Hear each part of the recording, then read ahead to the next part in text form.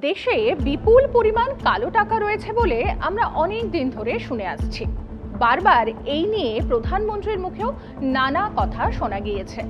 তবে তৃণমূল সাংসদ মালা রায়ের প্রশ্নের উত্তরে কেন্দ্র জানিয়েছে, কালো টাকা বলে কিছুই নেই।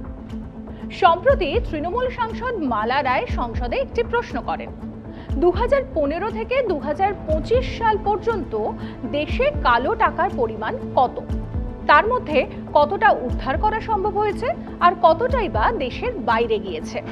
সেই প্রশ্নের উত্তর কেন্দ্রীয় অর্থমন্ত্রক লিখিতভাবে জানিয়েছে।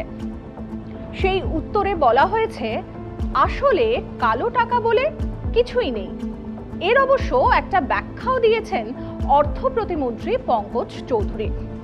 1961 সালে আয়কর আইন কিংবা 2015 সালের black money undisclosed foreign income and assets and imposition of tax আইনে কালো টাকা বলে কোনো কথা নেই।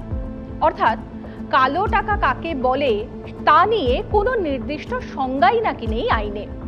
কিন্তু তবু একবার মনে করে দেখুন, 2016 সালের 8ই নভেম্বর জাতির উদ্দেশ্যে প্রধানমন্ত্রীর এক বক্তৃতায় হুলস্থুল পড়ে গিয়েছিল।